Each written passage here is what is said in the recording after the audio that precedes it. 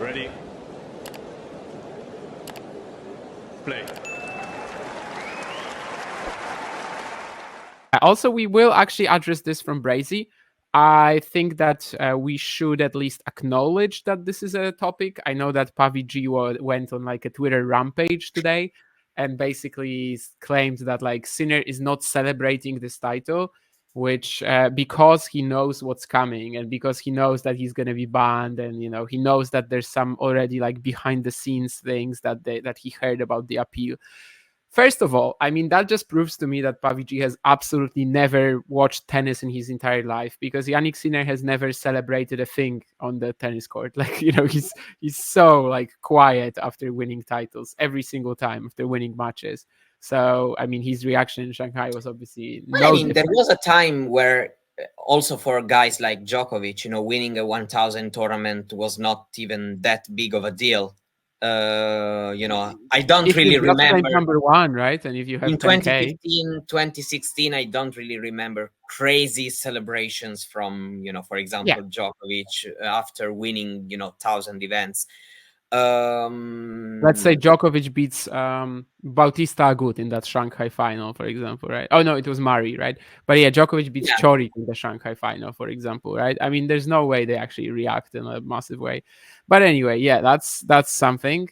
And also, yeah, like, what do you think actually is the percentage chance? Because that was Brazy's question, that Sinner will serve a ban. I'm interested to hear that answer. It's so difficult for me to say because, VADA appeal, what's like the announcement, the statement, didn't actually look for me that strong in terms of, they acknowledge, the thing was basically we agree on the story, we agree on the evidence, but we think that there is some kind of negligence. So it's all I think about the level of negligence of the player. I think the whether he will or not serve a ban. So I don't know, considering also CAS story, probably there's maybe a chance for something like 6 months, probably, but I'm not sure because I don't really know. It will depend on so many many things. I'm pretty sure it will be a still long time. So that we're gonna know this. But yeah, I have to say that it's kind of a weird situation because I don't have many cases of this kind of appeals, so I cannot also do like in the past this happened, so probably this will happen too. So yeah, I'm not really sure about my answer.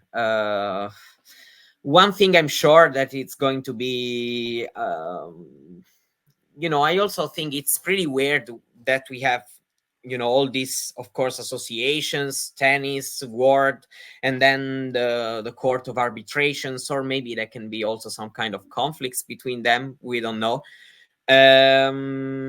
But yeah, let's see. I know that for so many people, this is not the right approach, but I can wrap my hand around this till a certain extent. At some point, you're going to be like, okay, what it will be the decision? I will read, understand, as I tried to do where the ITIA.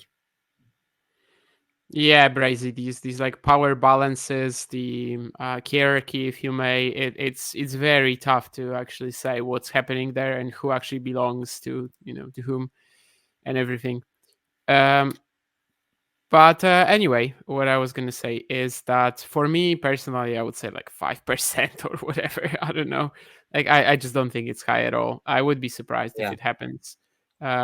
Maybe that I'm not like necessarily putting on my tinfoil hat or anything like that. Not really, but I mean, it would be super weird if he like kept winning titles and then suddenly he gets banned for like a year or something. It's just so unusual, especially when it's backtracked, right?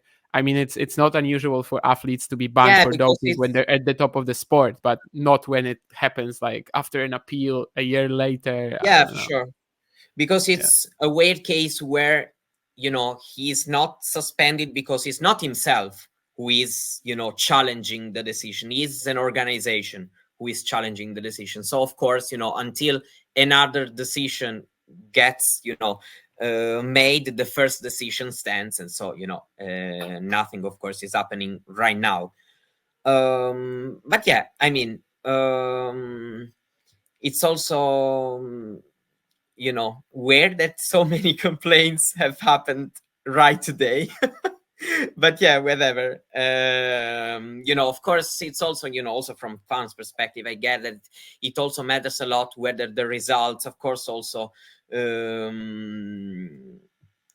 mean, it's the pros and cons of being, you know, the world number one. You know, whenever thing happens to you, you know, a lot of people gonna talk about it, and they can agree, disagree, and whatever their opinion is going to be, they, you know, they gonna push it, you know, a lot. So, you know, it's fine. You know, of course, the social talks, we ever had it, and we'll always have it. You know, I just don't really see what some people wants journalists to do, because, you know, till a certain Yeah. extent, you know, you at least, you know, journalists who only report things, because if you are an investigative journalist, then it's another matter. But, you know, journalists like, you know, who just report, you know, once they have reported what's happening and tell you what there are risks and what there are maybe a couple of previous cases and everything, I don't know. And, you know, until another decision is made, it's, I don't know what, you know, other, you know, just reporters can do about it, you know, unless you just Yeah. go under a big you know, investigative thing. But this is another thing. Yeah, we cannot take these things like this personally. I mean, I've seen Pavi, for example, claim that like no journalist has ever approached Naldi and, you know, the other guy, I don't remember his surname, about this decision. Not Luca Nardi, but that physio or whatever from Sinner's team. And yeah, I mean, where does he actually have that knowledge from? That no one approached them, you know? It's just insane. So I think, yeah, it's best not to take things like this personally. And First of yeah. all, you know, another thing is that if I interview him, it just tells me I cannot say anything because an appeal is ongoing. Yeah. So, you know, it's also at some point it becomes, you know, just the better thing to do, in my opinion, to just wait what's going to happen. And right now, you know, we cannot ignore, you know, the stats, the results, and everything that is going on court, in my Yeah. opinion. I took this question because I was thinking, yeah, we should probably at That's least right. acknowledge that this is a thing. But yeah, No, again, that's right, because I've been attacked personally today. So you know, it's been, you know, I talked okay. about it, so I feel better, you know, with my conscience. Yeah, I mean, I kind of I feel pretty much the same as you. Like, yeah, just the most I can do right now is just wait. And for now, yeah, it's good we acknowledged it, but that's all we can do. If you enjoyed this video, make sure you hit that like button. Don't forget to subscribe and click that notification bell so you don't miss out on all things tennis.